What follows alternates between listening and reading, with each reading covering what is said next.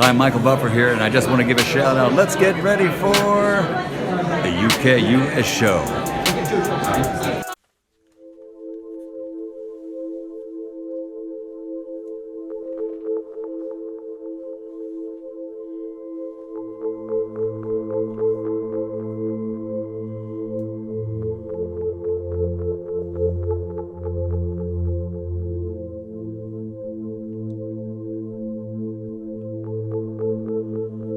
Let me tell you a story about how a boy from nothing, with nothing, became king.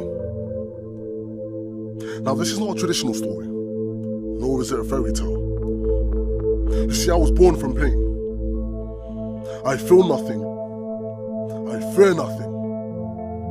I love nothing. As a child, I was adopted by the darkness,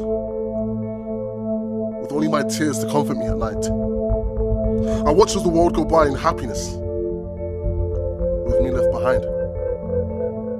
Destruction was my eyeline. I tore it down to build new. I found happiness in power, so I built an empire. You see me as a monster,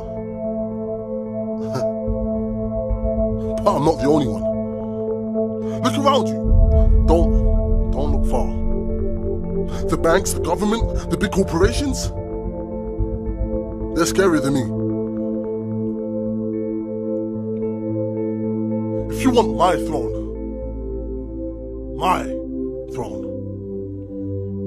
blood must be shed. I see all. I hear all. I am a nightmare. These violent delights have violent ends, and in their triumph die like fire and powder. Want to know who I am?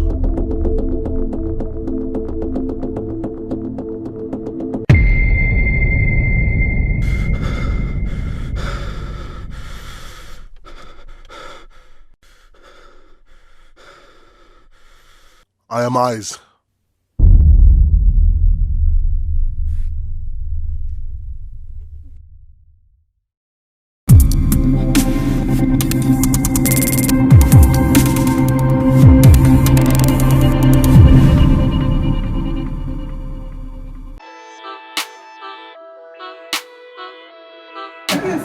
We're at the jerk shack, yeah?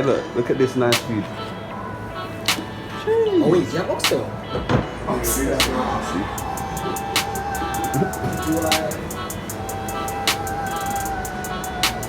So I'll go on, big man. Yeah, best jerk chicken. Yeah? Jerk shack, yeah? Jerk shack, Tulse.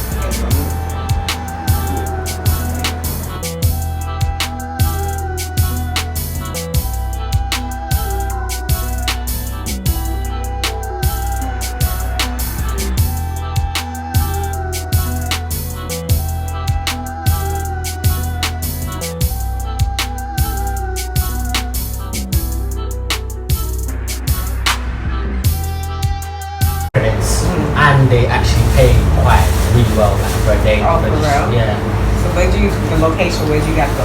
Everywhere. Shot like West London, Brighton, Kent, Croydon, everywhere. A lot of the time, like, cause like these Hollywood films are really well funded. I remember I was on a set like I had like 50 more budget, so they give you like have a pick-up bus location somewhere in London. If you got to go to Brighton, they'll pick up everyone up in the morning, and then they'll take you to the Brighton or whatever area it is, do whatever you have to do, and then they'll just drop you back in London. Oh, okay, that's what's up. But yeah, everything's covered there. Like that day, like they'll have like a massive. That's fine, thank you. It is ROMARIO. I think that's what Your food is ready. yeah, let me go. Sure.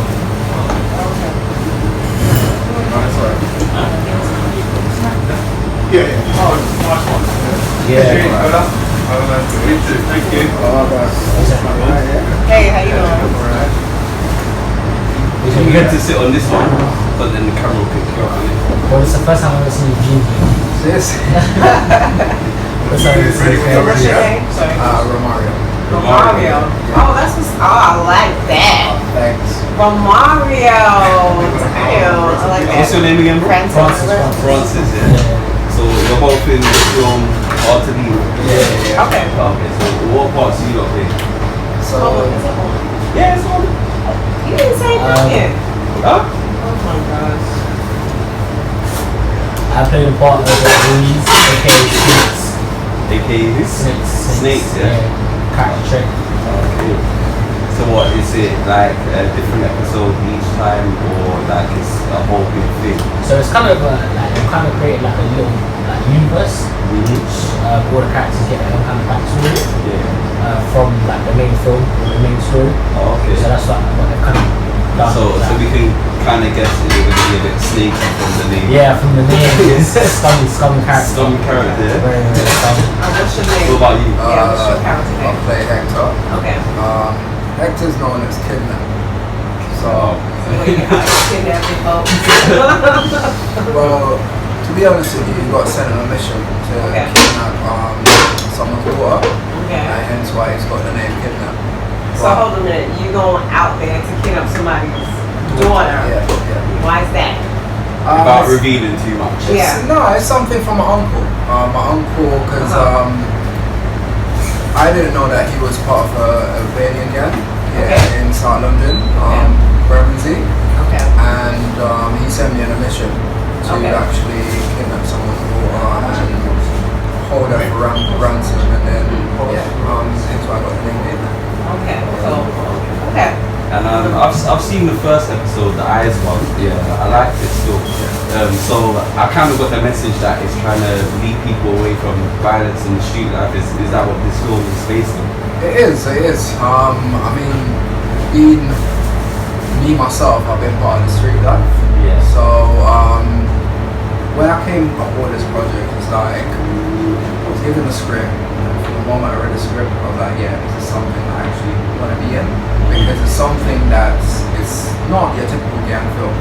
It's you're learning from it as well. You're learning something that someone can say, you know what? They can see where they're going. Like what you just said. Like I can see, like you're going down this route. Your mom said, "Well, I'm not gonna say too much, but you know, like that." So people can learn from this. So that's one of the aims of it. Even in the names, it's hard to leave in the streets as long as get involved in the first place. And that's literally one of the stories shows someone not trying to get involved, but then just obviously ended up getting dragged in. So that is like the main message for like, like, you know what I'm saying? You're trying to get into the street life. It's showing like the different stories of people who don't really want to be involved. Okay. You get people who don't want to go down that route, and like other people who might be affected by people that they know or love going down that route. It's more showing their stories and the effect that it has on them. Okay. And yeah, as you said, like focusing on like the street, there's street stuff, but And also circumstances as well. Circumstances can lead you down to certain paths. Like as an actor, I always don't try and judge my characters. Like never, like for instance with Snakes, you have to know his story or where he's coming from to actually know. So it's a thing where I never judge a character. I never ever judge a character. If I'm watching a film as well, there must be some reason why this person is going down that road or whatever the case may be. Another thing about this film is that in a lot of films you don't really, especially in London, gang films and stuff like that, violence, you don't really get to see that aspect of that females really get to play.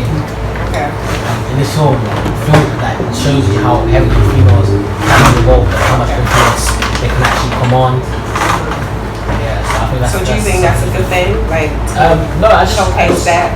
I just don't think it's something that's been shown enough to say it gets real for girls as well. Okay. So I mean that, and they ain't always like just a victim. They might be the perpetrator. Oh, okay. I get what you're saying. Yeah. So like the honey trappers, then. Yeah, 100%. Even on the street stuff, they'll be the ones doing the stuff is like, Yeah. people think it's only males that do this. I've been in a situation where there's females that's even more harder Personally, than the or oh, okay. That's more harder than the guys. Okay. Yeah, they're willing to do anything. They're down for it, and some of the guys will be like, no, but they're willing to. It puts your guards and defenses down straight away.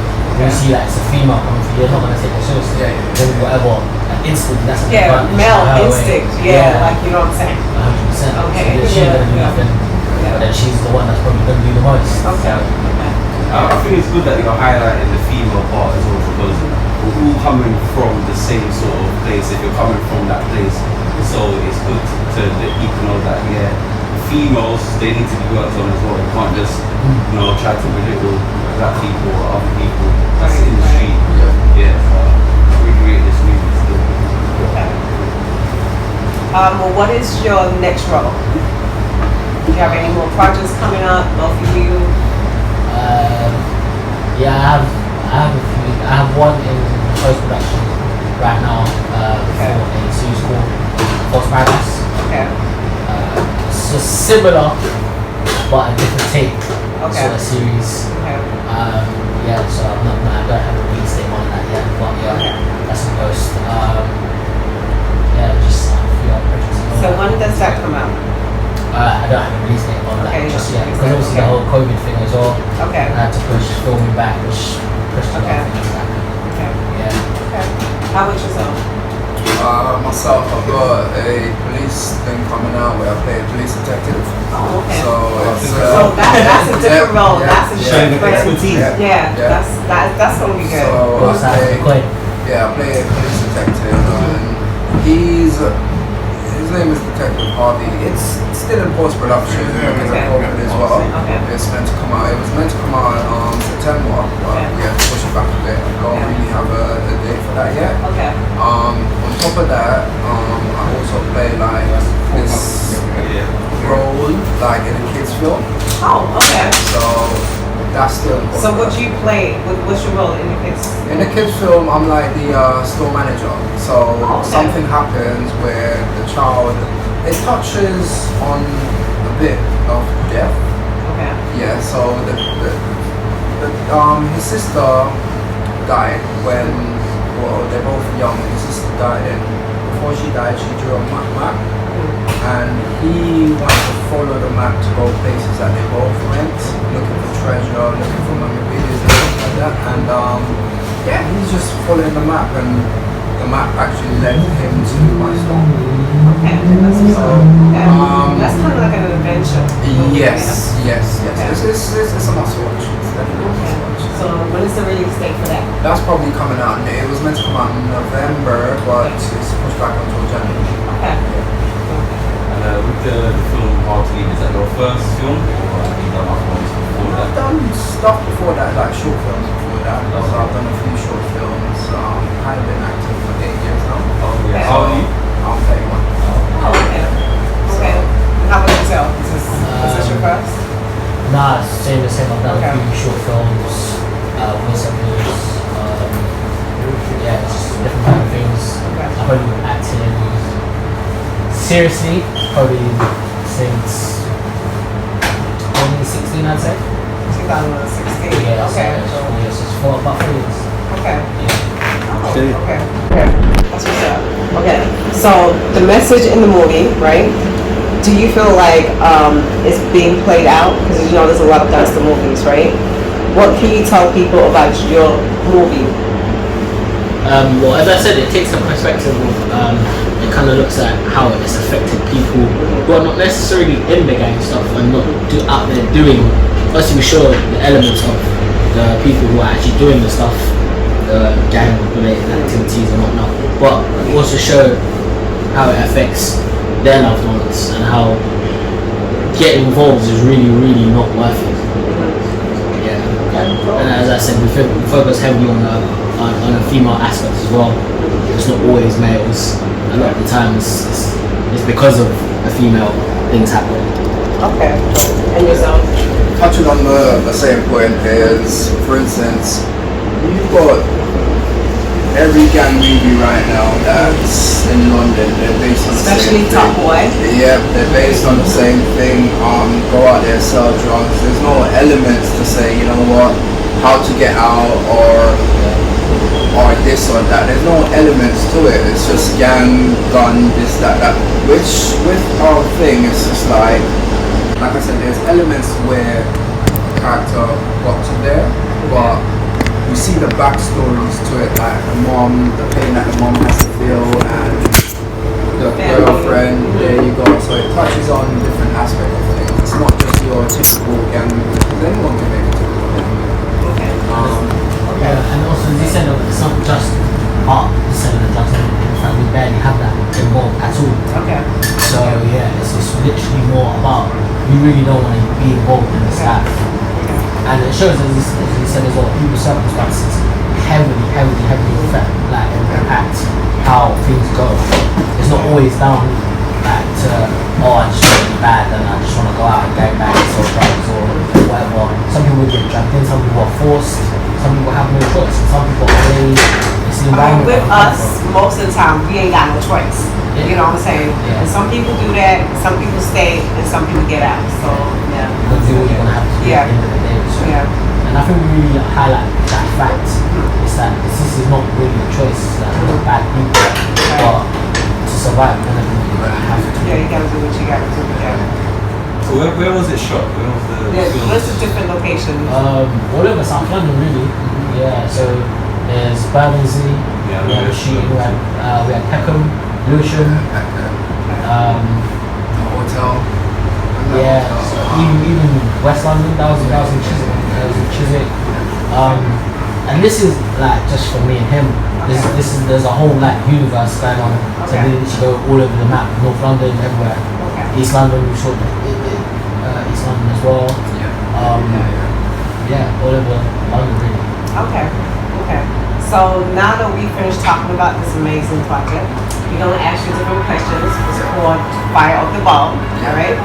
And I'm gonna ask you a question. You're gonna ask a question, right? It's the ball of fire. Ball of fire. My bad. My bad. Where's Ball the of ball? fire. I don't know where it at, but so I'm gonna ask you a question. You're gonna ask you a question, and you just answer. Okay. So my first question is gonna be, Megan or Cardi B, would you smash or would you wife?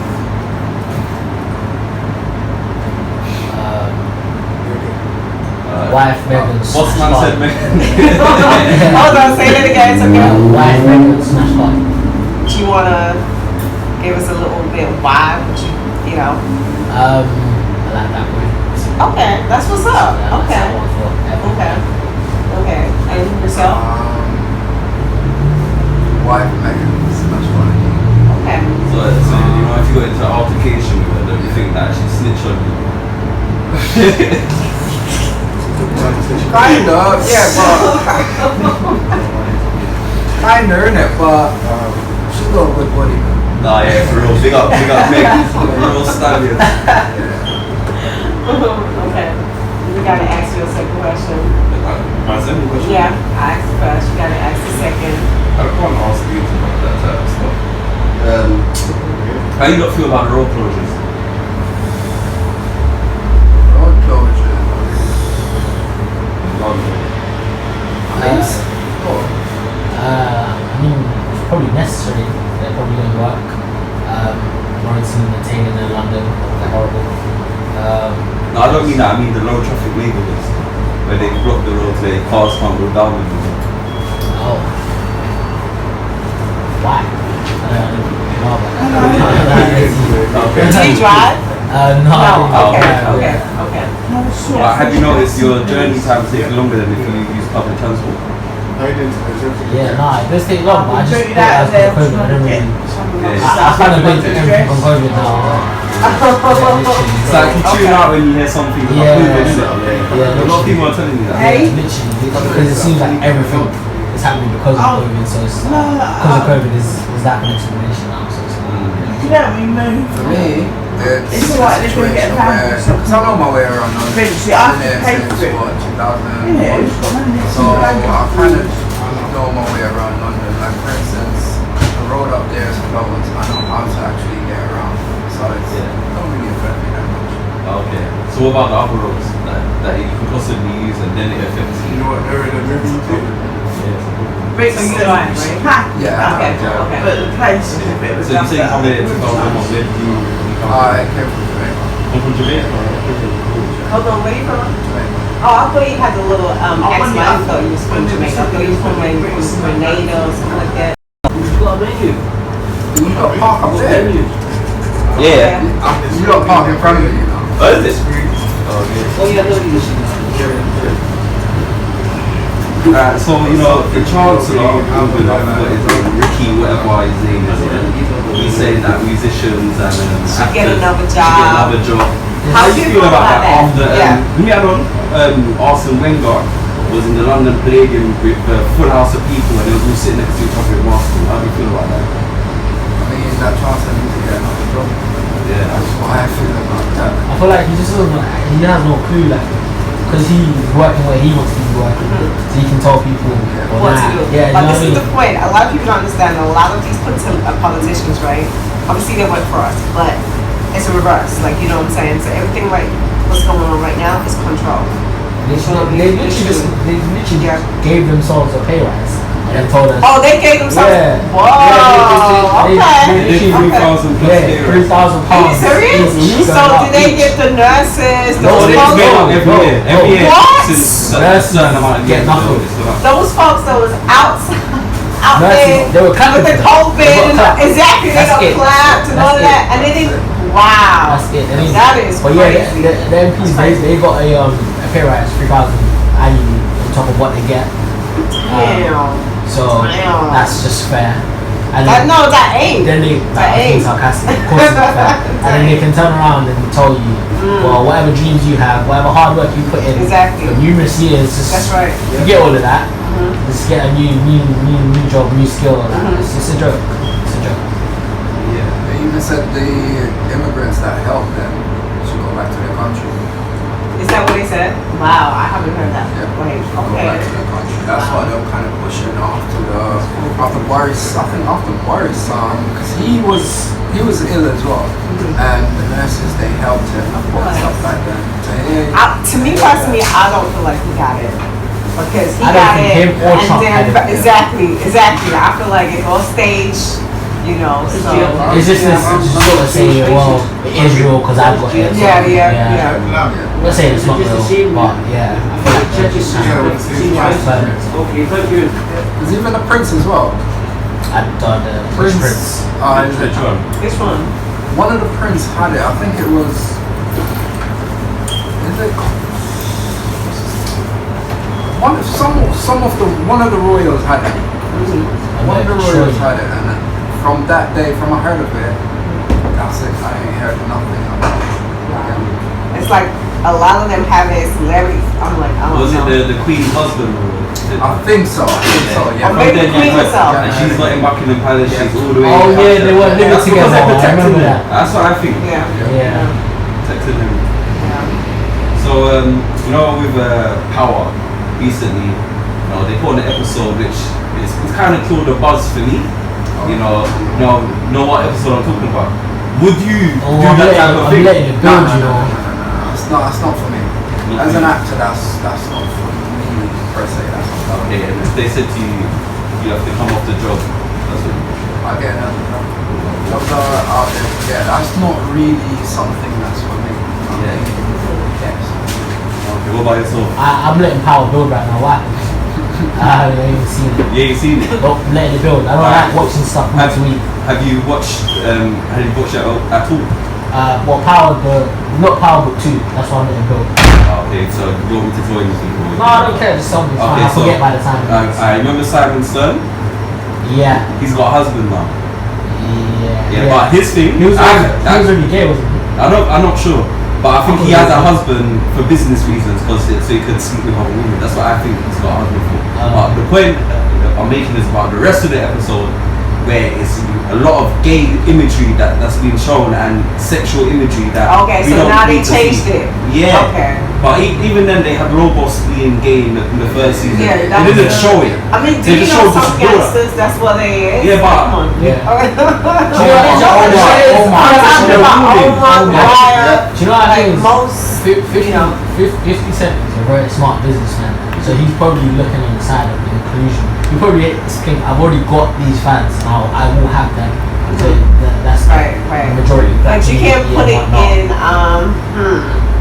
Not every episode, like, you know Yeah, what I'm saying? Like, you know, yeah. I haven't seen it, so I don't know, but yeah, I feel like that's probably the reason why they've done that. It's for the inclusion of the obviously LGBT community. Plus they want that market as well. Yeah, of course they want that market. They want every market they can get. Yeah, that's right. So That's right. I think that's probably why. But yeah, as an actor, that's So let me ask y'all this: if you was given a script and you had to play a gay scene, you will not do it. the thing is, yeah, I could play a gay character, I just couldn't play a gay scene. Okay. That's how I see it. If it's Only because like sex. What if you played the character Okay, so so well, you yeah? saying that if it's Everyone says- wait, hold up, That's wait. amazing. You saying Oh my that God. if it's Oh, okay, not cool. what?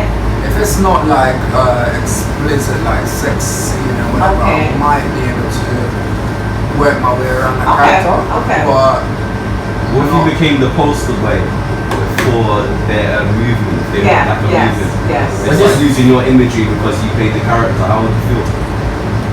I'm alright with that. Oh. I'm gonna tell you why Yeah. I'm alright with that. Okay. Because I feel like you understand the same thing I understand. I'm an actor. You understand? Like Romario is different from Calvin. So Calvin is a poster boy. Romario is a different type of guy. I'm an actor. You can definitely separate the two 100%. Okay. Like, I'm not that in real life, but if I'm good enough to convince you that I am, then I've done my job. Simple. Okay. But not when it comes to like sexual scenes. Yeah, when it comes to the actual touching and the, I don't know, kissing and things like that, that's too far for me personally. Okay. Like, this is something I thought about, like, obviously when I was fairly starting to go into acting, and I thought, like, how do other people do it? And I remember I watched a segment about Will Smith where he asked Denzel, he's like, Yeah, I you watched see it that as there? well, that's You know, what I he remember. asked Denzel, he was like, yo, what do I do? Like, they told me I need to kiss this man, and Yeah. he was just like, don't do it. Don't do it.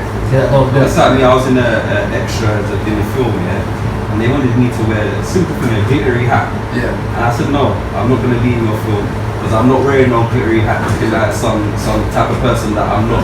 I can't represent myself like that. And then you have an image of me the rest of my life looking like that. That's the same Denzel Washington, the thing Denzel Washington did as well. Because they wanted him to have a noose around his neck and act like a silly guy. Yeah. And he said no. And you've never seen Denzel Washington do it. No scandals on that. No scandals. Yeah. So it's proven you can be a successful Yeah, actor. definitely. Yeah. I feel like at some point they always try to get that actor to do something that Wear a dress. it's out of their character. Okay, so for example, like you have the Tyler Perrys, you have, you know, would It you works do for that? him, Would so, you do that at one point? I'm not talented enough to do that. I'm sorry. I couldn't be Tyler Perry's How much at all. No. Okay. And that's not even to speak down on Tyler Perry, but like, yeah, I couldn't. So have you seen Bashment already then? Did you do that role? I was supposed to be involved in that, you know. Yeah. I wouldn't do that. I wouldn't do that. Because if you look at Ashabada, Yeah. because he's like that in real life. Oh wow. Like Okay. he's He's like like he's like that. That's him playing himself, you know. Like Shabada playing Shabada. Because I remember when I met him at Brixton O2, and I was taking photos with them, and it's just like he was just behaving just himself. So I couldn't. That's not it. That is Great. It's been a great show with you lot today. Yes, it has. I was expecting more of you, but on the next one we'll have some other people from Hard to Leave, different people, and it's been great to have these two great actors here. And check it out it's on Amazon, right? Amazon, right? So what do they need to type in? Hard to Leave, Amazon Prime. That's it. Oh, Okay. cool. Yeah, So, simple. Cool. It's the Ukus show with Anton and Destiny. Let's.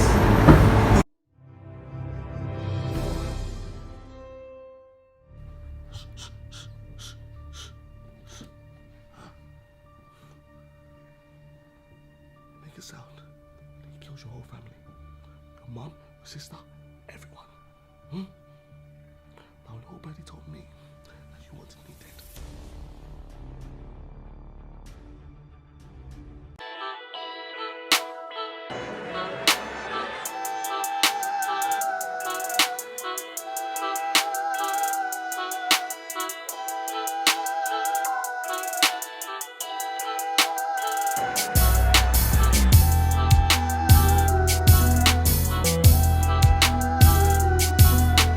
I didn't drink my soda first, sorry, my bad. I need some. The soul passion is that's I'm from Atlanta.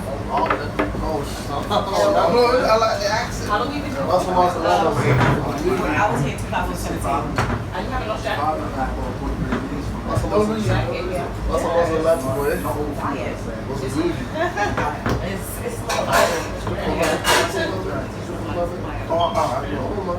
If you come forward with it, Atlanta's beautiful. there's more. I've been twice. Okay, okay, which part did you go? So, you've been to London, you've never been to Stripper? Maybe you know British chicks. I've been to a strip club once though. She asked me to in the car. She goes, oh, there's strip clubs in London, in the UK. I was like, Yeah, because I didn't think there would be strip clubs. You see how she turned I was quick? illegal. Where you from? She just What came. country? Nigeria. She just From came. Ghana. I didn't. She was amazing. Don't try it. What Ghana? My mom. Okay. I was that's Yes, a you strong mix. That's a strong. What's So- up, mom? My mom. I'm from there. I'd say, Hey, my mom grew up in Ghana. I'd just say, Bro, That's how you do it. I did. We'll call my mom after this. No hala. Let's call your mum now. Call your mum now, innit? Let's call her now. This is Charlotte. Should I actually call her? So pull off the Okay, so what role do you play in Hard to Leave? So my character is Ashanti, aka Deadline. Yeah. She's the opposite. What deadline? Deadline. Okay, so it's a bit So scary. you ain't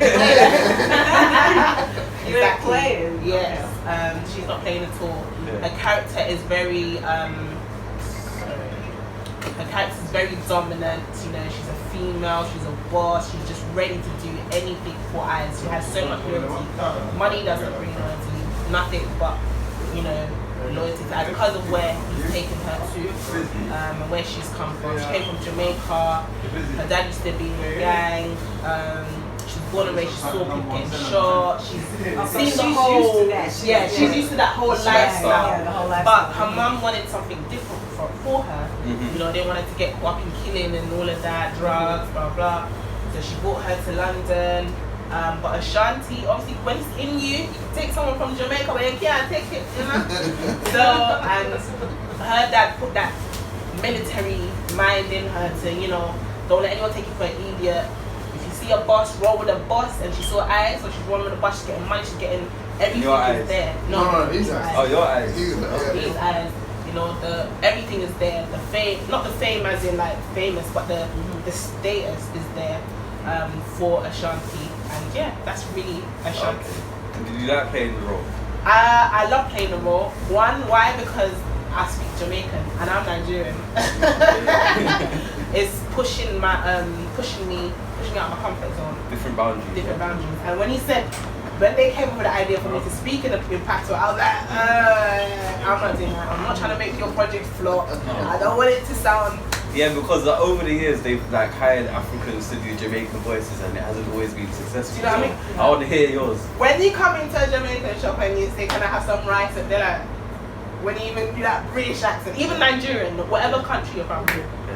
But with that, I grew up with Jamaicans around me. I did hair. I've been in that whole culture, you know, for a very long time. So I love the culture. But if you want to hear a little something, you can do it, you know? Alright, so what about you? Who do you play in the movie? Who do I play the movie? Well, I'm basically the creator of the whole Okay, you're the director. so yeah, creative director or the producer of it. In the film, of course, I'm in the film a bit. I play it's cameo role. Cameo. It's a cameo role.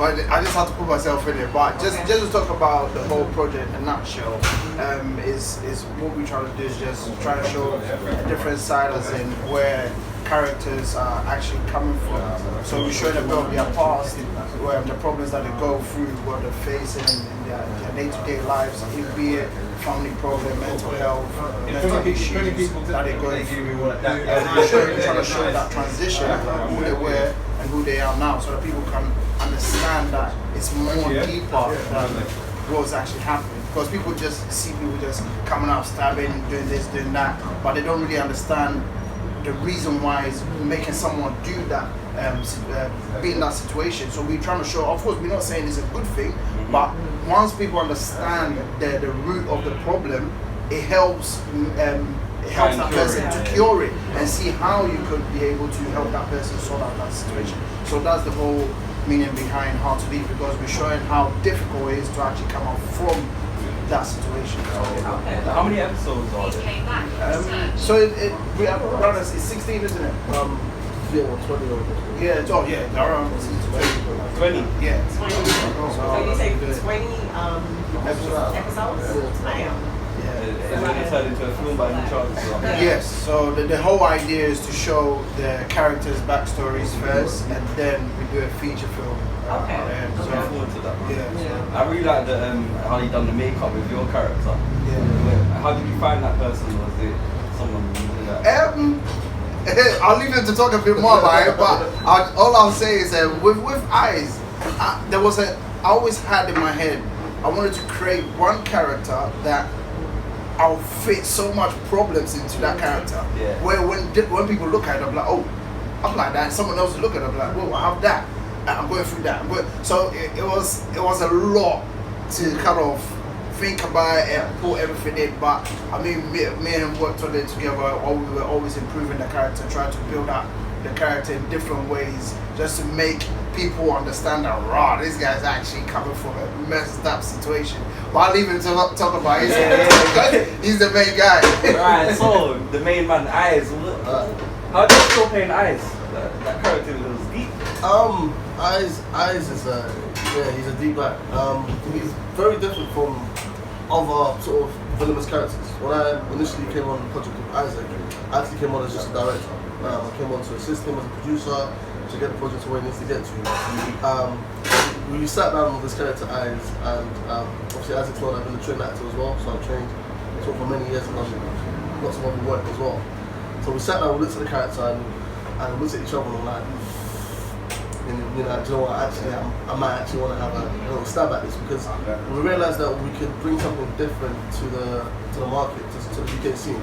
A lot of the villains and a lot of the bad guys that you see in the UK film is quite one-dimensional.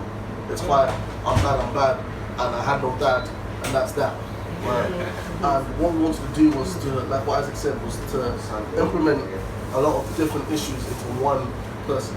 So EYEZ carries all the burdens as everyone else. So across the project, you're going to see alcoholism, you're going to see issues with poverty, you're going to see issues with mental health, you're going to see issues with abuse. Yeah, I noticed a lot of alcohol bottles in the and it's actually true, because in the end, there's a lot of man that's around there just drinking sometimes. They're not thinking they're alcoholic, but you're not alcoholic. Every day if you're drinking like that, you're alcoholic. So amongst sort of like our urban sort of black community, there is a lot of issues with alcoholism, but it's not spoken of, because we can wake up in the morning and go do other stuff. It's not really looked upon as, oh, you're alcoholic. But then, in actual fact, I mean, if you're drinking 3 or 4 times a week, there's a bit of a problem there. So that's something that we try to subtly show, but at the same time, make it quite blatant in the eyes of the viewers as well. But with EYEZ, he carries all that pain, all that burden from his youth. And instead of him going sort of a completely left way, he's gone the completely wrong way, and he's found a way to embody all of that pain with the intelligence that he has to become the villainous character he has. And it's great because a lot of people that have watched it has given the initial reaction to what I said to Isaac. When Isaac created his character and he gave me some time to work with it, I said, Isaac, I want this character to be a bit like Bane and a bit like the Joker. And he looked at me initially, he was like, you're mad. That's the type of feel I got from that. Like, exactly. So when strong, we got crazy man. So when we got our first reviews back from people and they were like, oh my gosh, the character reminds me of this person, that person. We just looked at each other and we were like, great, we're doing something good then, because something you don't really see in It's UK different, film. It's quite one dimensional. What, bro. I want to do something that people can really be, you know, you don't really just hate him. You kind of like want to love him at the same time. So what else have you been in? Cool. I've done a lot of work. I've done a lot of stunt work for Mission Impossible. Also work with DC Comics, Pennywise and stuff like that. Tarzan, various different stuff that I've done work with. Early source productions of The Intent as well, so we hope to produce some of that as well. Yeah, I like The Intent. His resume is This like. one is a book. This one is a book. Mine is not I really. can't just squeeze my little sheet in your. I'm just getting started, man. Like I tell the guys all the time, because like I've been in the shadows for a long time and I've learned a lot of the shadows. A lot of times I spend time in the shadows in the industry, but they complain about it and they moan about it. And it's not been great, don't get it twisted. I'm waiting for my time to shine, but whilst I've been waiting, I've been learning a lot. I'm picking up different things, different aspects, different ways to work and how to network as well within that. So I think for people that are coming up in the industry and are willing to learn and they're still doing smaller roles and smaller characters and smaller bits, just keep learning. Just literally just keep learning it. You know, it will be beneficial one day. So, myself, I didn't really get into this industry because I wasn't too interested in it. I've been on X Factor and blah blah. X Factor. We're talking about it. So you sing? I sing as well. Wow, so you want to give me a little something? No. Not yet. Why? I'm putting You guys are just looking at me like spot. on the spot. I'm sweating. I'm joking. I've been an X Factor. how far did you get on there? Yeah. We went to boot camp. You went to be? Are you using a group? Yeah. Oh, okay. We was 15 at the time, and oh my gosh, it was so much Was it fun. called Shady Went Twins? to a hotel. Huh? What's the group called? Shady Twins. You wish. It was called Stance. Stance? Okay. Stance. Yeah. It's on YouTube as well. So Let's go check it out. I'm gonna check that out. but as of now, I'm working in projects like this, and I'm working close with Hidden Drama Store, neighborhood Ashley Waters, and then so I'm getting into projects like that. I'm also doing things on the side, like trying to monologues and improvisation, dramas. But yeah, that's what I'm doing so far. I'm trying to get along with Danny. Soon I'll be there. I'm waiting for one film to bust in Hollywood. We're not bust together. We're part of people. We'll bust together. You're bust together, man. Yeah, so that's it so far. But my main aim for this, getting into this project, is to really speak with youths and young people, because I mentor and I work with youths. Oh, great. So it really touches the spot in my body, not only because of what's going on in the film, but just to let teens know that you can become whatever you want to be in this world. Nothing can stop you. Just because you was born poor doesn't mean you have to die poor, you know. So whatever opportunity is given to you, take it and run with it, and that's it. But yeah. That's good. How about you? What's going on with Ike Media? Let us know. What's going on with Ike Media? There's a lot going on. It's a lot that I can't really give every information right now. But there's, I mean, the future looks good for everyone that's in the project. I mean, with myself, before I even started this whole Ike Media thing, is I'm a comedian actor, so I used to do a lot of comedians with like A-Dot and Yeah, because I recognize the face. Yeah. Oh, is it? Yeah, that's what I was thinking. So and then a few with one of my mates. He's on a production company, but I used to do some skits with him, and I had my own kind of show that I was doing as well. Then I think later I was with him. He's more in it. With me, I was like, sure. Yeah, not really not too sure, but I'm more of the person that I wanted to kind of develop something, create it, and then put it out. I didn't see. Don't get me wrong, I still love acting. I love it. When I go on the camera, I know what I need to do. I'll put my role in it. But I see myself more as a creative guy that I want to put across and see that dream and knowledge come true. So that's when I say, you know what, I'm gonna start my own thing and then bring this whole thing together. It took a while, but I mean we're doing really well. All that we have a lot of actors with us. Everybody's playing a very important role. So I mean the future looks really positive. One thing that I like to do with a lot of the actors, and they know, is if someone likes to play that little calm role, we always try to say, you know what, let's spin it. Let's try to see what else you can do. Because we're trying to push people up to their boundaries, over their boundaries, to see. Because to be an actor is not just being in one particular thing. Sometimes you need to come out of your comfort zone, which I've been in that situation many times, and I had to do that. So I believe that you can do it, but it's how you process it through your mind and how you actually understand what the character's about and basically put it to execution. I mean, yeah, even with myself, like a lot of actors they message me and we speak to the phone and they're like, oh, you play as so easy. Even my mom was like, you know, you swear a lot, you're very violent. And she's like, you play this character so easy, and I'm like, it's really not easy. Like, it's not. Like, any of the guys that have been on set with me, ROMARIO, when I'm about to roll, like, there's a difference between Daniel the director, when I'm directing the rest of these guys and I'm behind the camera and I'm shouting out directions to them, and when I'm about to play Eyes, I need a good 10 minutes. And I tend to turn to Isaac and I'm like, just tell everyone to just leave me alone for a minute, because it takes me a long time to really put on that jacket of what Eyes is, because he carries so much. It's so much more heavy, and then within that whole time, I'm stuck within that boundary. I don't care or really understand, and the only person I really can speak to, connect to, is Isaac, because he's like Isaac's creator, almost. Yeah, so it's difficult, and it's different even for myself. Like, you know, playing a character that's been through so much. I can't say so much more because I don't want to give away those episodes. Playing a character that's been through so much abuse and so much pain. It's like sometimes I go home and I'm like, you know, even like you mentioned with the whole makeup situation. You know, it was a whole new walk in learning how to act from one eye. Once I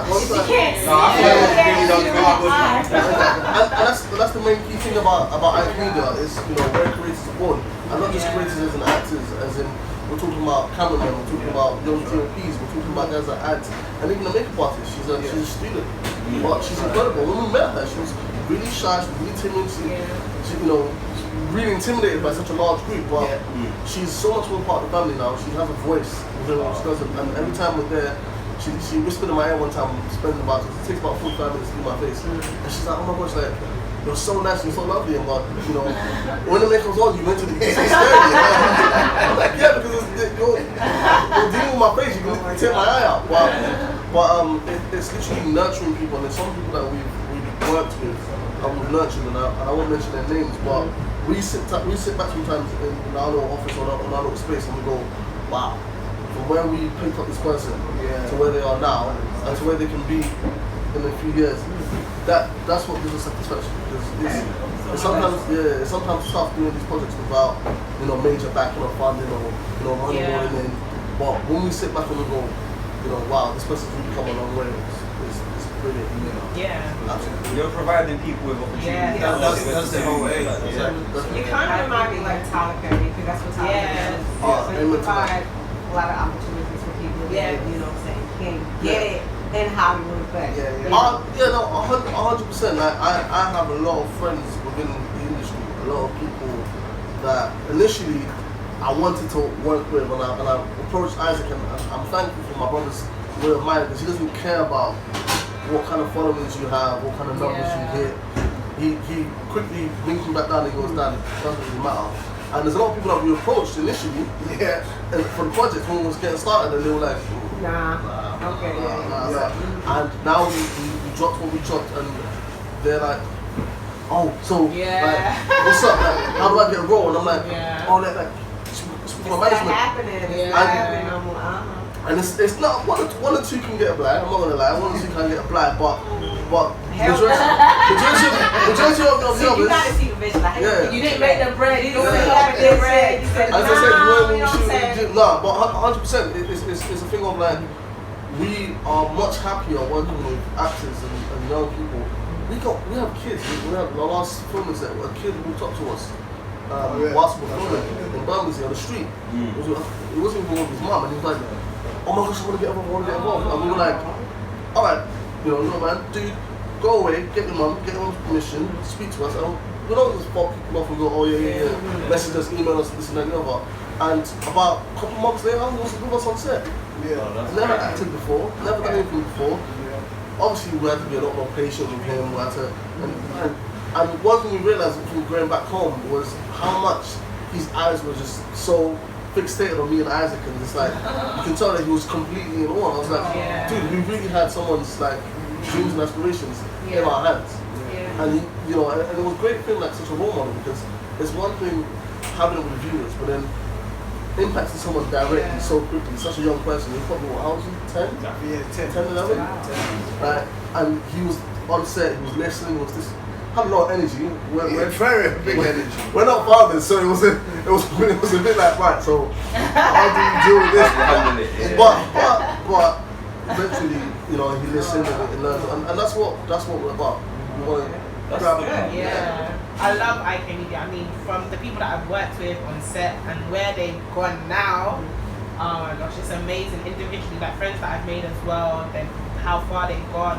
It's about believing in yourself, and if you get so many no's, you can still get one yes that will take you so far. And I believe IK Media really enforces that into these people's mind, and I'm really, really grateful for the opportunity. I remember when I approached him, he's my friend, and I was like, listen, I was even reading the snap the other day. I was like, if I gotta, give you guys coffee, tea, or biscuits, I don't mind. I just want to be. We still ain't got the coffee or biscuit. Oh, you still ain't got it yet. It's coming. Okay, So, that's what's up. Yeah. moving on to those questions from earlier. Okay. Go on. So, ball of fire, right? I'm gonna put a question out there and you don't answer, right? Okay. Alright. So Megan or Cardi B? You smash or what? Oopsie. Oh God. Answer the damn question. Come on now. And the Cardi B's got nudes as well if you want to see them before. I got you man. Jesus. You go first, bro. Yeah, man. Yeah. I plead the fifth. As a leader of this pack, I plead the fifth. It's the ball of fire, man. You got answer. I'm a deputy, so you can go first, bro. What was the question again? Megan or Stallion? Megan or Cardi? Or Cardi. Smash or mine. Or why? Jay. Come on, guys, ain't hard. Because come on now, y'all know what a smash. Okay. Okay, no, let him go first. No, go first. I think I'll smash Cardi and marry Megan. I think that's Cardi's it. mouth, like, after a while, I'm getting loose. God, no. But I think, I think Megan. Same. Why did you say it like that though? No, the same. Yeah, no, I don't know. Cardi's, but she's loud. Okay. Making something like that, but Okay, for you, my lady, because we can't leave the ladies out. Okay. So, Drake or Anthony Joshua? It wasn't Drake. Oh. It was Method Man. Oh yeah, Method Man. Oh, that is so Method Man or Anthony Joshua? I would definitely. I really know who's going to say. Smash. I wouldn't smash. I would smash. Well done. Method Man. Anthony Joshua. Hey, baby. AJ, run. Why? Do you know what about Anthony Joshua, right? I'm not pick me girl. However, he has made so much money with the things with his gift. And I don't want to say boxing is a gift, However, he's used it. He's like come from Boxing the is a game. It is. I mean, because not everybody can be in the ring. My son plays football. My son plays like athletics is not a gift. If you train yourself. Oh hell no, girl! Hold on. It is a gift. Hold on. Wait, can I say something? When they run around with You know Cristiano Ronaldo, yeah. He used to be very skinny and very unhealthy until he started when he was 8 years old and going to the gym. He pushed himself to go to the gym. I was because I told my son, because my son plays football and he gets started. So I told my son, listen, push yourself. Anyway, cut a long story short. You don't ask me why I picked Anthony Joshua. When I've watched interviews from him, and he's basically said where he's come from and the business he's got into behind the scenes is very impressive. It's not he's trying to buy the latest car. He was in Nigeria walking barefoot and they were looking at him like, bro, you got millions of pounds. Why are you not cruising in a Ferrari down to go to Lekki? And Lekki's got money. Do you know what I mean? But he used it to invest in bigger things so that, you know, the community can grow. And that's what my husband needs to be doing. We can build an empire. Unless he's got muscles. And I would love to rub their muscles. Why not? I mean, come on, he's good looking. Why not? Exactly. But character over, like, materialistic over anything. Oh yeah, so going back to the materialistic thing, yeah. Rick Ross was caught wearing some fake Gucci, LV or something like that. It was. So, like, I don't understand why we're still hyping up those brands when they've been racist to black people. Why do we care if he's wearing that? I mean, we want to know your thoughts. What do you think about that? What do you think about that? Oh, my bad. Did he ask you? The real dumb guy, yeah. The real LV done over there. Hey, you can't answer as well, bro. Come. No, you must answer. Come and answer that. To be honest, I really think it's boiled down to the media. Yeah. I've been saying this, and everyone's like, oh, no, it's not enough. But the media plays a big impact in our life because when we literally, I was even sitting down yesterday. Talk about entertainment. Yeah, entertainment. Yeah. When we sit down, I'm like, this small phone is literally dictating someone's life. Like when I wake up and I see my friends trying to get Louis, I want to get Louis, I want to get a Ferrari, I want to get this, I want to get that. It's a gimme. Like everyone's trying to go Donald Trump, trying to be the best of the Jonas. You can be, you know, the best come up. But then when I think about it, it's deep. It's down to rejection from infants, rejection from ideas, and rejection from just being an individual. When we're rejected, we want to fit in. We want to do whatever we have to do to get, you know, attention from where we will get to. And a lot of people haven't dealt with some issues. I have a friend who's a doctor, and she says everyone has mental health. Everyone. So it's not a thing where because you're black. So, no, wait. Are you saying that? Is she saying that? I believe that because of where we are. No, she's scientifically proven. She's a doctor. She said everyone has mental illness, although there's different levels. Do you know what I'm saying? Okay. Different types of levels. There's young kids. I don't think it's mental illness. I feel like we live in a society where everybody wants to be a star. But then that's to do with mental illness because someone that is cured from their youth problems, someone that's confident. I don't need to rock. Jay-Z and Biggie, yeah, when they used to go to the club back in the day, Biggie, I remember I think Biggie one time was like, no, I'm not coming anymore because you could see that it started to get like there was rivals coming. And then Jay-Z was like, no, man, come, like, let's show these done, like, we've got the chains, we've got this, we've got that. Jay-Z doesn't wear chains no more. He's so, like, plain because he's understood that, do you know what? I don't need to feel, because it's a subconscious thing. It's not oh yeah, I'm cool. It's when you're in your mind and you see your brother's making more money than you and he's not bringing you in. This is how Pop Smoke, Nipsey, come on. No, hold up. Nipsey's situation is a whole totally different. It's the roots. Jealousy because they want materialism. No, the Nipsey thing, the guy was a snitch, innit? And yeah, exactly. Nipsey said, because what was he gonna get though for snitching? Money to buy what? Clothes. I mean, he got paid. Yeah. So, but You have to sit with the facts. It's the truth. I believe anyway. Coming back to like the whole report situation, I mean, yes, as a celebrity, you're gonna be looked at as what you're doing, wearing fake art, because you've taken yourself for so many years that you've got so much money, you got this, you got that. It's then like, well, explain yourself. If it was any other brother, we wouldn't really care. We wouldn't know. I mean, Hush puppy, don't bring my brother. Hush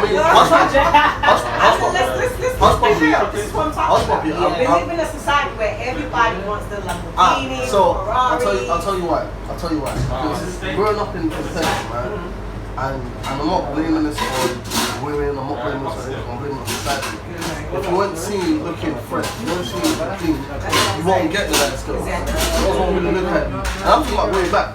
Now I'm older, I realize that girls that like myself, I stay the hell away from you. Like, you can stay there, I won't go this way. But it's a thing of like, you weren't nothing unless you were seen kind of shiny. Whatever it was, if it was a little, what's that, no fair hat? Like, if it was little things like that. Yeah, I remember the no fair hat. I was influenced by that and I really wanted to get one. Because the guys that were wearing it were getting the nice girls, they were my friends. Oh, the hat? And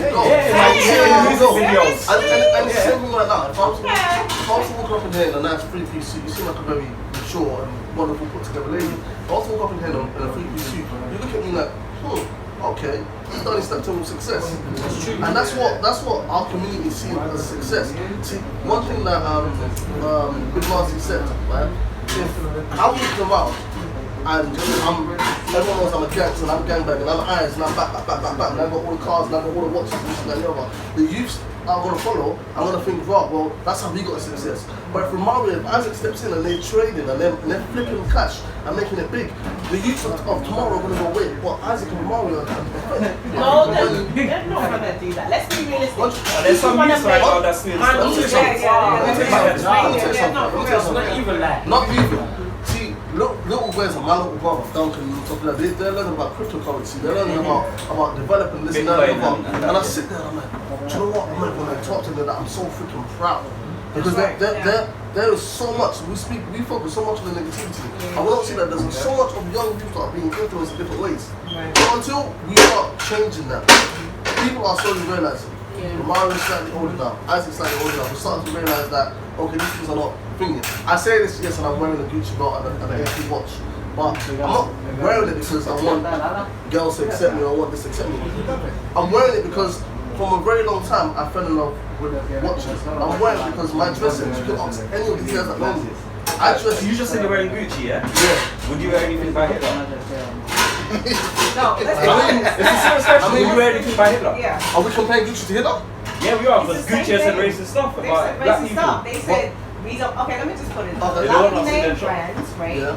have said, right, they don't want black people to wear our stuff. That's their biggest customer base though. That doesn't even That's make what I'm sense. talking about. So But they're why racist, do we so black if Hitler was to say to you, spend wear my money, clothing line, would you wear you Hitler's know what clothing I'm line? I'm telling you, People I don't know, really so, care. alright. Why don't we spend our money on ourselves? Why don't we support our designers? Again. Did you understand what I'm saying? No, I do support myself. Okay, but you don't I have do. to wear You catch me and him in Peckham buying from the local markets. Whatever we've got shirts, t-shirts, jackets, bags. But this is why the black From the people local doesn't markets. Wait. The money doesn't sell. As a Jamaican, I wouldn't really support local Jamaican shops because unless the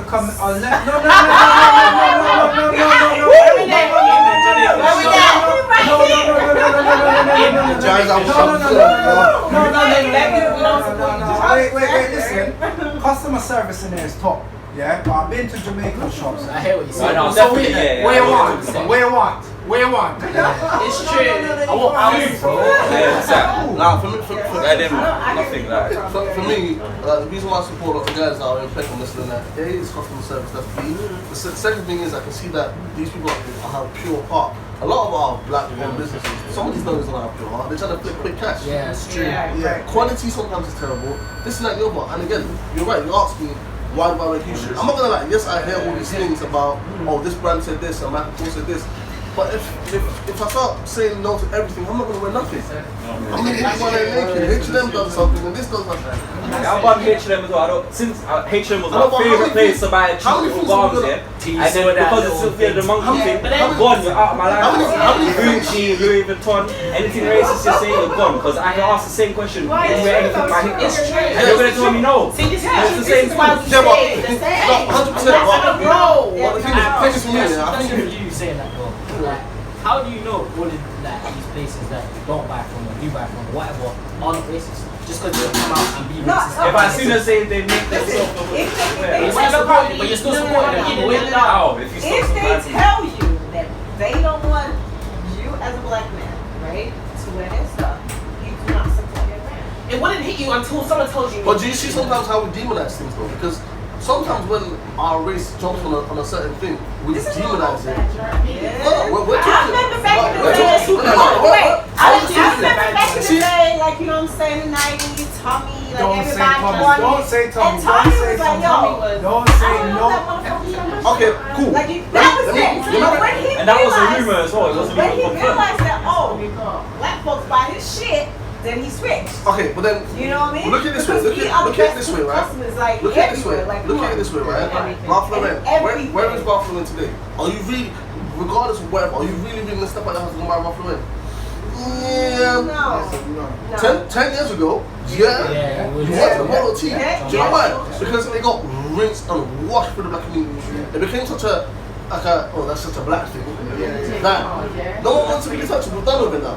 So when we talk about something and we rinse it, we rinse it. Like Burberry. We rinse it. Burberry had to hold back certain things, right, for them to go, do you know what, actually no, because when things become too available, remember Line and Scott? Yeah, Line and Scott was that's what's so Sometimes good. when we jump on certain things, we demonize it, right? Because of the way we move our characteristics, and when we wear certain garments, we'll be out there, what, I'm wearing this and I'm this and I'm that and I'm blah blah blah. And I believe that's why sometimes, so I'm not making an excuse, and all your viewers are going to be cussing me for this, but as these people know, I don't really give it. I'm not going to sweat, because my mama probably won't watch this. But, like, I'm somebody I don't really care. The reason why, because we know how to demonize certain things.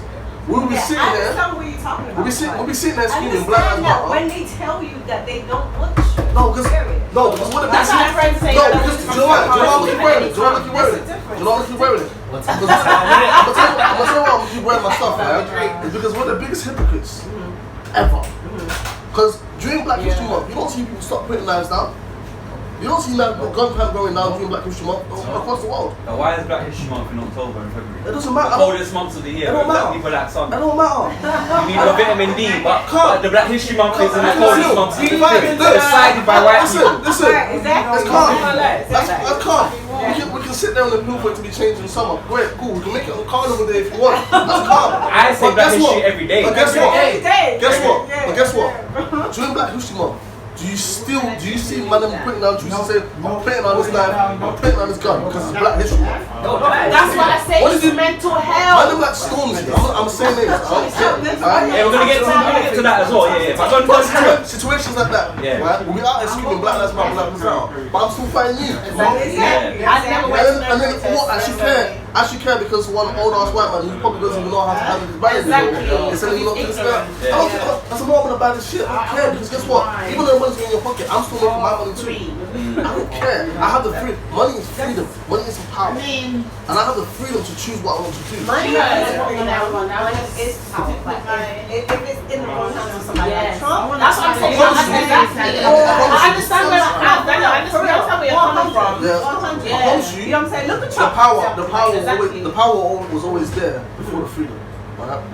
I'm in love with the show. Explain that one then. Explain that. Cool. Explain that. I'm in love with this show called Peaky Blinders, right? And you laugh at when I fucking Peaky hat, but the thing is, before these guys even made their money, before they made how they were meant to be, they commanded power. They understood how to work within the back organizations. From that, they got the freedom for the money. right? So we sit there as black organization thinking, oh, if I get money, I'm gonna be powerful, No.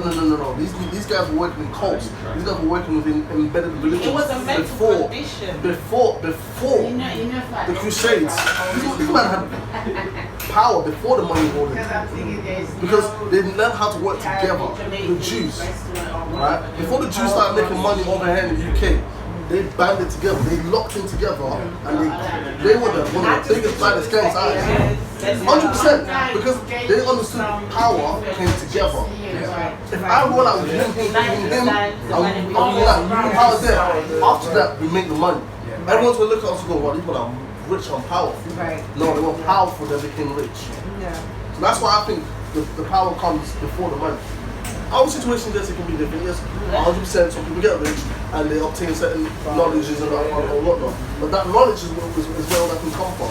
But for me, coming back full circle, as a young boy, I was always good enough with watches. My dress sense is eccentric. All my Instagram messages, quick plug. But these don't tell you. You don't show your Instagram to These don't tell you. I'll come and set different. I dress. You'll tell me some of my best friends in the whole world. You'll tell you.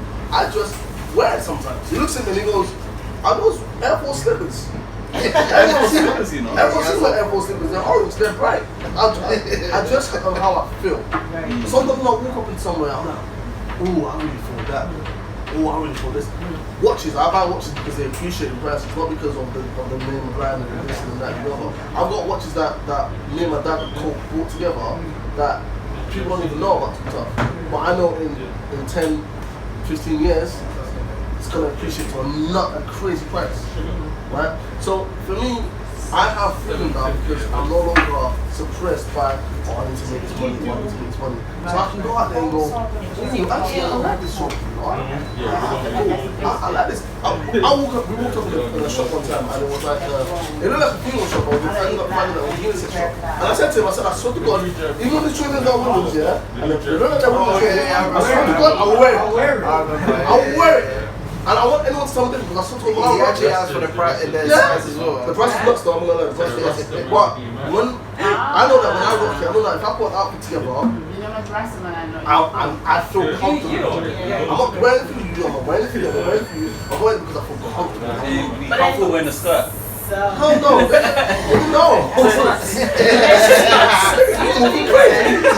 So if you had to play a Scottish gangster, yeah? Oh yeah, 100% I would kill. Okay. Yeah, but that's a kill though, isn't it? Yeah. Kill is different from a skirt. But you see the thing with this whole I completely agree with you, 100%. But because we have this idea, a lot of us have this idea of, oh, I don't care. I feel like it stops the black community from believing in themselves that they can get a brand and make it big. Because I feel like in the black community, if we have a black brand, because Milano, Meek Mill's girl, right, her brand has gone so big and she's worked really, really hard over the years.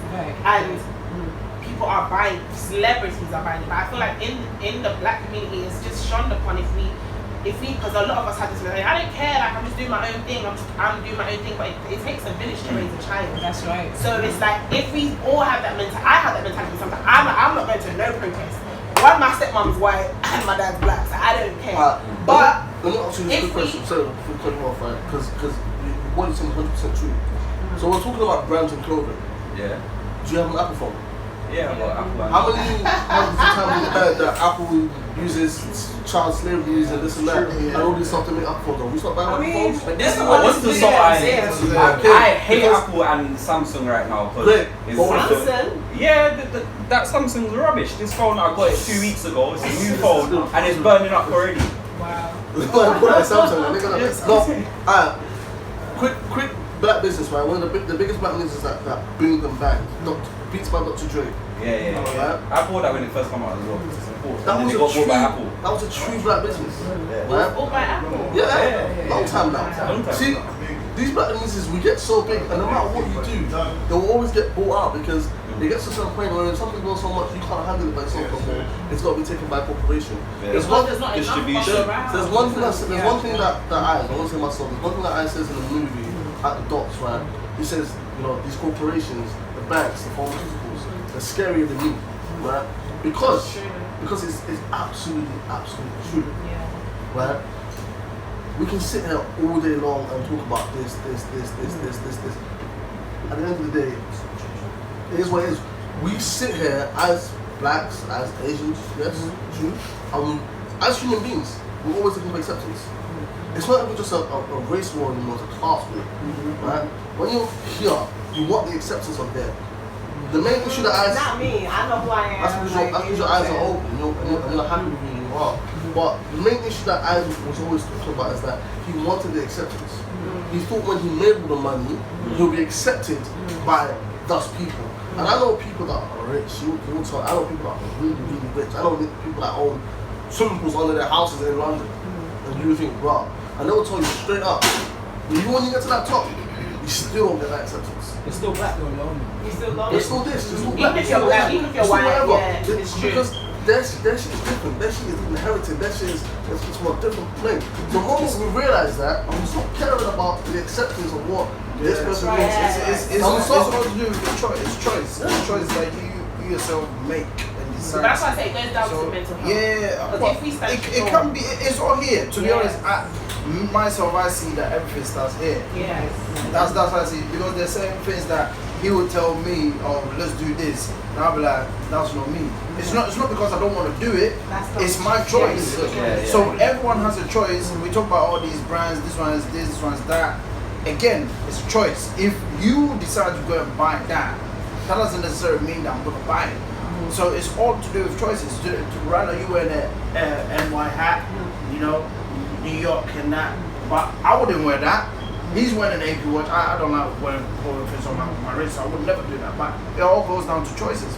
Everybody in life makes their own choice, and it's up to you to decide if that choice you're making is right or wrong.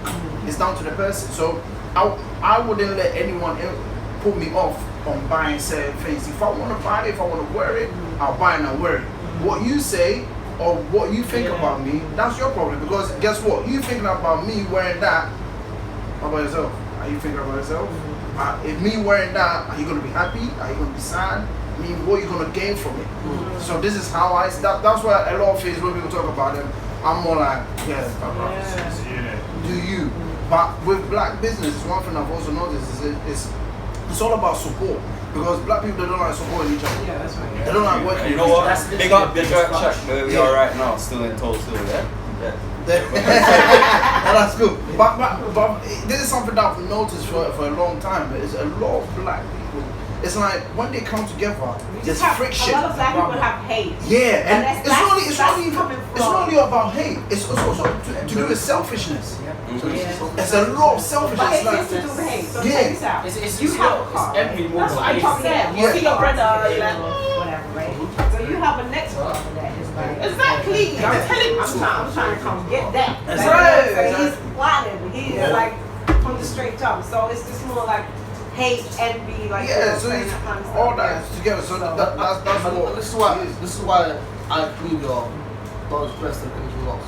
I spent 2 years with this brother developing and working behind the scenes of this thing because I believed in not just the vision and how things were done. A lot of guys have come on set that's even known about me doing all this wonderful work or known about me doing comedy, this, that, and they come like, oh my gosh, yo, bro, this, that, you know, da da da da da. And I quickly hash that down and quickly bring myself right back down to the bottom and go, bro, I'm standing in the same earth you're standing, we're working in the same plane, we're working in the same project. Do not look at me like this, that, and the other. So you're humble.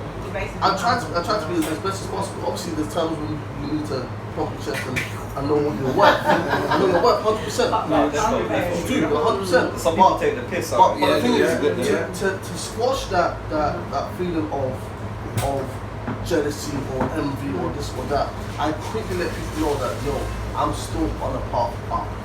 I'm still there. Like with Abs, we have one of our guys that are there, and he's a great kid, right? And he has so much potential, and we saw it in him earlier on. So what I tend to do, I put my arm around him constantly, and I'm constantly feeling positivity and strength within him, right? Without knowing, and I'm seeing such a difference with him. Even if like when I bring my car on set, also a 20 plate, he was so excited. I said, you know what, hop in, let's go for a ride, let's talk. And I had a one-to-one talk. If more brothers have one-to-one talks with younger guys, you will influence, you're planting seeds. I believe it's this love. Our community needs love. Because love is don't very have that, selfless. you know, Love is very selfless. When But you see, also when you see a young boy, like, when you see a young boy, you're not related to the boy, you don't have no connection with him, you may never see him again, but you use that opportunity, your 5 minutes to really talk to him and really engage and look in his eyes and say, listen, you can be something. That's love, man. Yeah, I can justify to that as well because I feel like before I worked at a shop in Brixton, like a Joe Music Store in 2009, I was like involved with different types of people and that. So me going to work for that man there, he taught me so much and it changed my life. So that's why I'm here with you lot right now. I'll be in a different situation if I didn't meet somebody like that. So what you're doing, I commend that. It's beautiful. Right, yeah. Yeah. 100%. Well, the moment we start learning how to work together, everyone's on their own little path. Gimme. I'm Keep doing on it the better. journey. And that's great because you might make it to a certain level and then this. But if imagine we all sat together and we're like, right, I got this idea, I got that idea. I think we work together. So much Before you know, strength we are a powerhouse and you're thinking, wow, there's another Tyler Perry Studios now in the UK from And even to just say, I didn't even want to say this. Even in our film, people might feel like it's only black people in what we're doing, but it's actually not. It's not.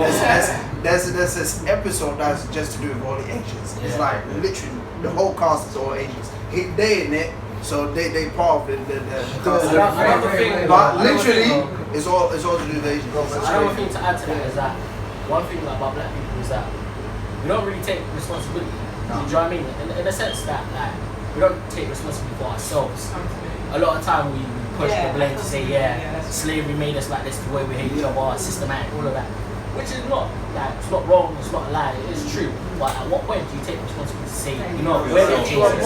We're going to improve that guy, and I'm going to improve that guy, because not because of anything else or rather be jealous of him. That's my brother. Like, I want to see him win, because if he wins, I win. Yeah, and some people feel that if you bring them in, they will surpass you. Yeah, That's why there's nothing wrong with that. There's nothing wrong with that. If someone is meant to surpass you, they're going to surpass you. Like if you saw somebody being so great, why would you stop them? Just try and help them. Everyone's scared of snaky people. But the thing is, snaky people is not just in a black community. This is It's in the world. It's in the world. Sometimes people have to deal with self-love. If I don't love myself enough, I can't see you. But then again, a lot of young black men don't know how to love themselves because they haven't been taught. That's why somewhere else. That also goes into the fathers being out of not being that's what I said, because the mums are working 2-3 jobs. So there's no, it's when I really say it's down to mental health. She's working hard. There we go, because there's no foundation. And when the foundation's corrupt, and the streets will look after him. How long are we gonna keep saying that we understand that situation now? Okay, great, we will know this. we need more activity. I think it's the thing like this. I think we as men need to start blaming other black men for the shit that we've done. That's exactly what I'm saying. Do you understand? We need to step up and say, you know what? It's our fault why the youth is like this. And stop telling them, I'm a little boy. How many girls you got? 5 years, imagine. No. It's the truth, though. It's the truth. Where were you born? Originally, I'm Jamaican. You're Jamaican, yeah? But in Jamaica, they never, they used to get hugged and stuff like that when you come from school in Jamaica? No. Same here. No, but you see, I feel a lot of people when it comes to kids and that, I love you. when you meet your kids now, I'm always sure that you hug them. I like that. Yeah. No, but it goes back to what Shadi was saying. It takes a village to raise a child. But how often does the village actually raise a child? It doesn't really happen. It's just the same. Listen, in the Jamaican culture, what tough was is, it's more so like, we've been told that we're ugly all our life. Yeah, tough. We can talk about even though they're joking, Yeah. it actually digs deep into you as a child. True. So you grow up thinking like, I can't do shit.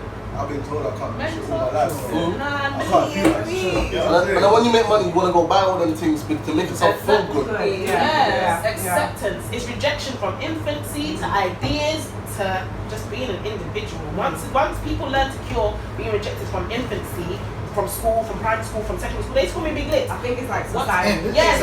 Once you get rejected, chicken and burger from Molly. Yes. And then when you get rejected from your ideas, when your brother don't want to help you on your project, you heal from them situations, and then you become a stronger person and you can give back to the community. You can't give what you don't have. And a lot of black people are trying to give what they don't have. That's right. Sit down, heal yourself. If you break up with someone, don't go sleep with the next girl.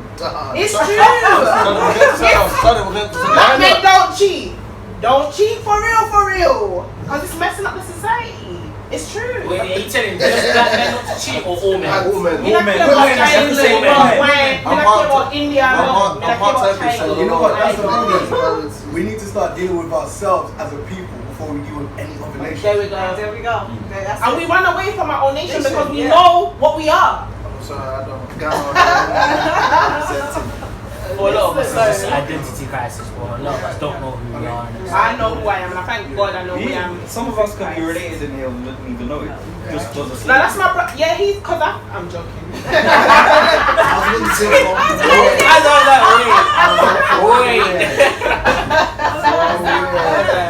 I said, are you that type of system?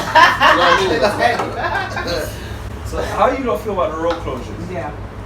Road closures, they're pissing me off. Alright, cool. You express yourself, man.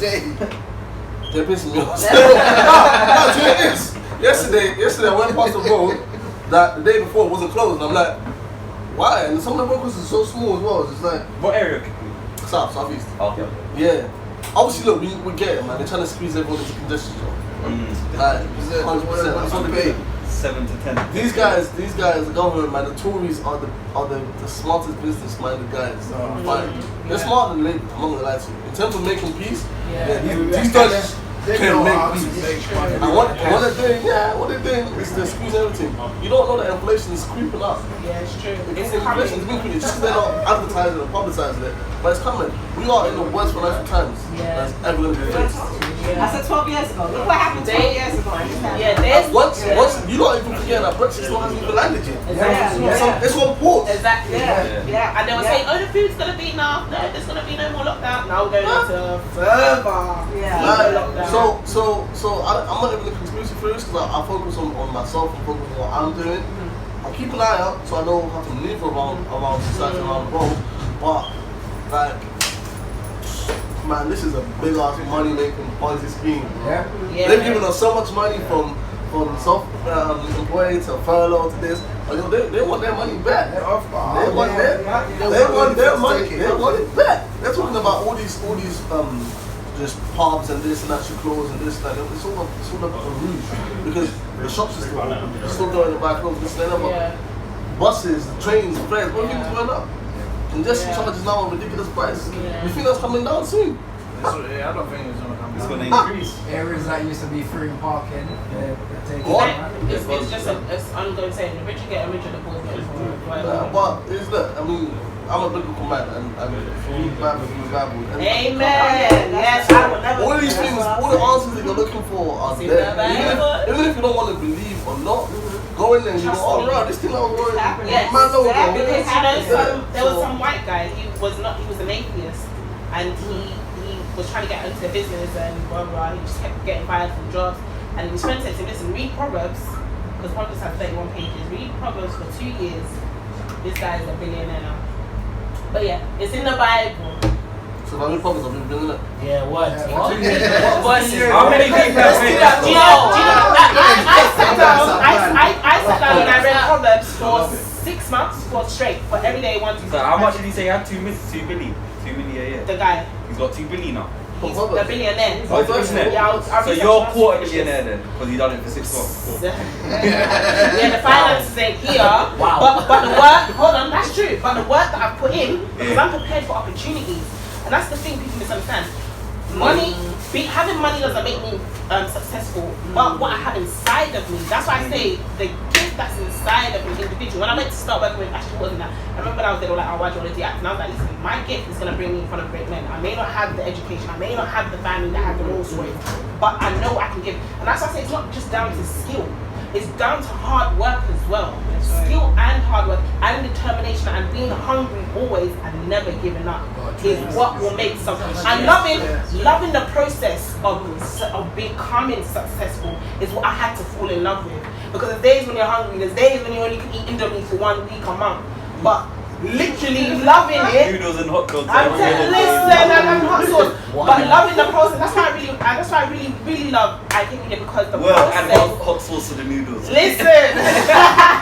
The process that obviously we're getting very far, but the process is what I've fallen in love with, and how people come from like literally. What do they call it? Some people Things to butterflies, caterpillars, to butterflies, and they're like soaring. It's amazing. And yeah. No, but turn to what you're saying, especially relating to media, there's people that were on the project and left because they weren't patient. Yeah. Simply And now because they expected things like microwave lifestyle. And the maddest thing is there's things that they are not privy to know, information that they don't even know yet. They don't know yet. Because the actors are always the last one. Literally, they talk too much. It's that simple. They talk too much. But there's information that you don't know that in even, I don't even think it'll be 6 months, but in a short amount of time, when it lands, all those that did step out, that did make a decision, you're gonna sit back and go. You're gonna be like, Isaac.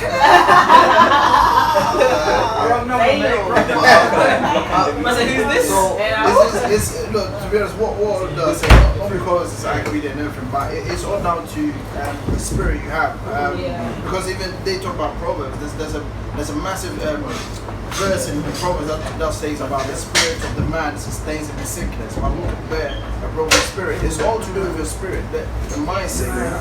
If you believe that you could get there, you get there. Someone told me that because all the company, all of the owners are all black people.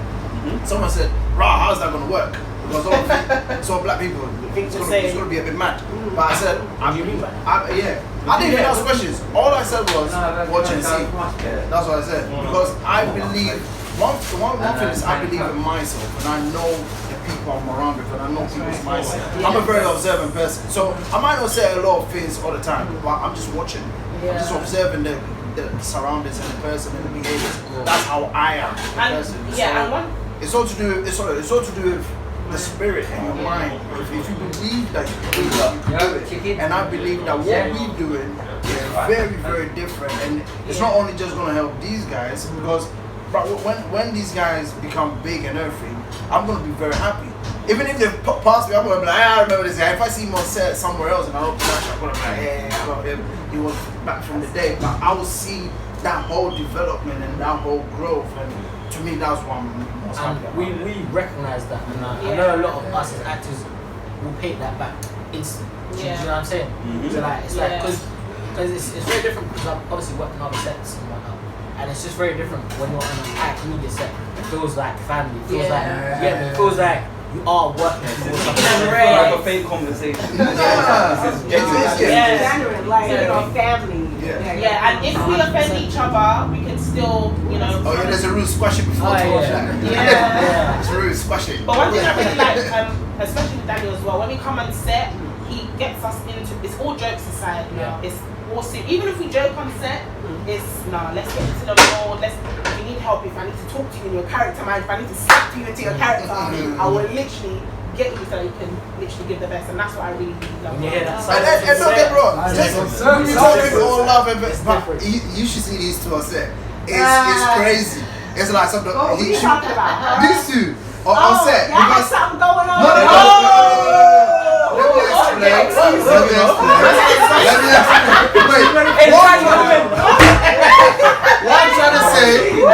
What I'm trying to say is I'm talking about the direction. That's what I mean. I'm talking about direction.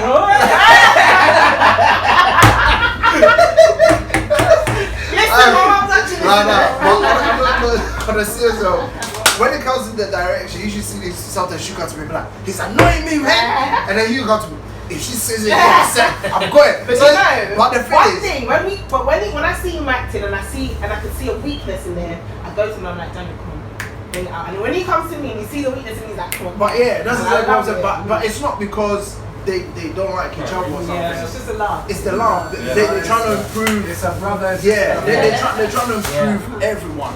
I clash with him a lot. I clash with mostly a lot of them than even some of the actors. But it's not because I'm clashing with you because I don't like it. It's because I'm trying to say, yo. I mean, look, this is it. But He doesn't even like this when he's saying it to us, by the way. It's a different way I say it, but it's not. Again, it's not because I hate the person. It's just because I'm trying to say, look, You can do better. you can do better. I believe you. I think Me and Destiny have that same thing as well. Sometimes you cuss me out, cuss her. I think personally, But not loud, but I think personally the team, you know, when I'm talking about the team, I'm talking about the direct top four. Myself, Isaac, Manuel, and Davey are the most unique team you will ever find. I genuinely feel like bring me your company and we can still be better than you. Because 100% we're better than you. 100% we're better than that. But I'll tell you why. Because not only do we know our strengths, we accept it and understand our weaknesses. And you work so well with each other as well, like 100%. each other. So y'all see that, right? no, yeah, there's been times Isaac's had to call me and be like, the man, them are stressing me. Don't worry, that's don't worry. calm. You go into character then. And that's calm. No, but like, for example, like if Daniel was thinking a bit too wild, you can see Isaac.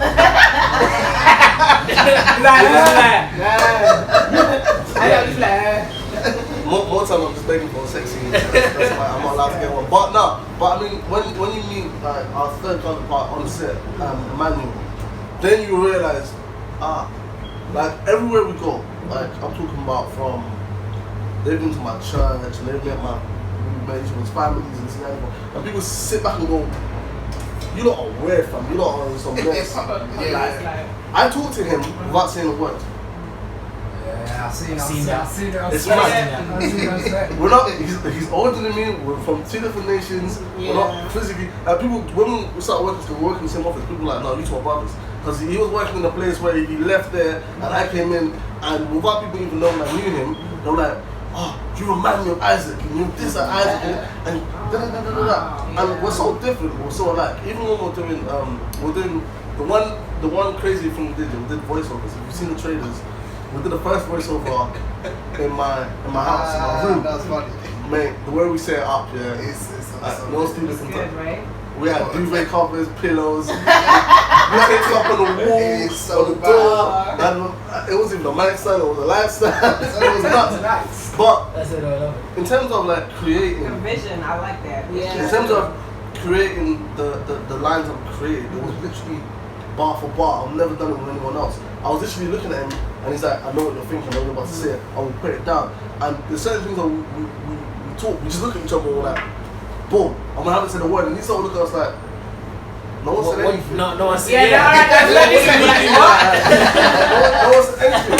And Emmanuel, like, me and him, we are very energetic. We're very, like, our emotions. Yeah, our emotions their are very romance is very special. Emmanuel, he's like the anchor. If he was here right now, he was So like, y'all need this a movie that both of y'all in. Like, that we are. We got something coming. We got our own version of Bad Boys coming out. Oh yeah. I see that. That's cool. But Emmanuel, now, if he was here, you'll be like this. Like he's very. Okay. All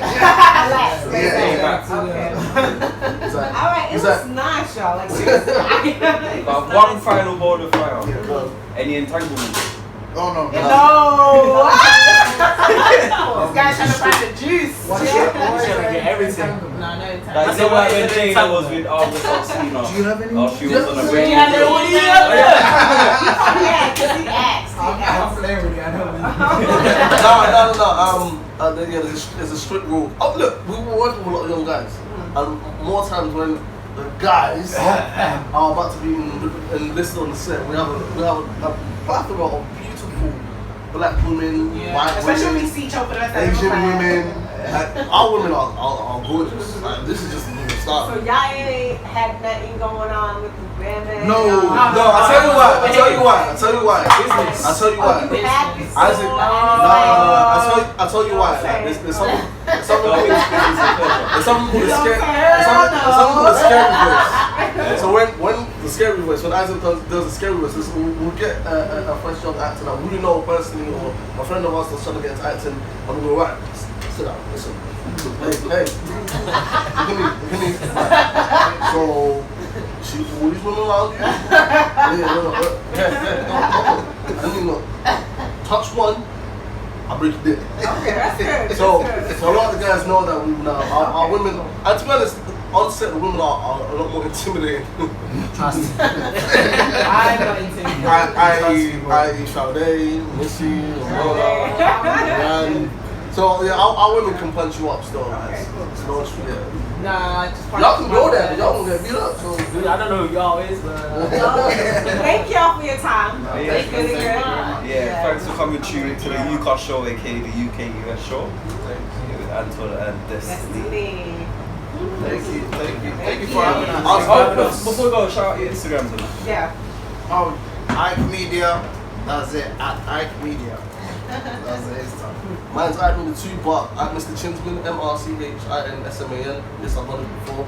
It should be right here somewhere. I don't know who's editing it, but. Mine's simple, it's French, the number 2 and R. That's it. Mine's ROMARIO Lawson. Yeah, that's it. My name and Lawson. Mine's Sade. Because don't know many people how to spell Sade. So I just put Sade. That's it. Oh wait, underscore Sade. Okay. And oh, watch out! The episode 2 is coming out, which is Ruiz and MJ's backstory. I think he's told. I don't know if he's told you, but his story is coming out next. Okay. So check out episode 1 on Amazon, peeps. Hard to leave. And we gotta leave. Thank you. I like that. Hey, what's up, everybody? It's your girl Destiny. That's right. And I want everybody to subscribe to the Ukus show on the YouTube channel. Go ahead, subscribe. And we got more stuff coming your way. Okay? It's your girl Destiny.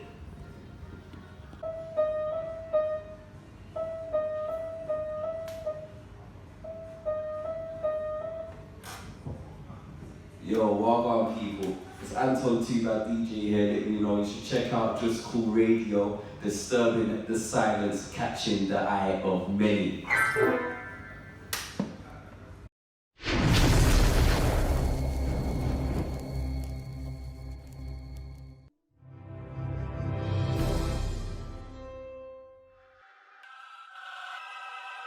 Where do you get all this money from? I'm a businessman. Stop this lifestyle. It will not end well.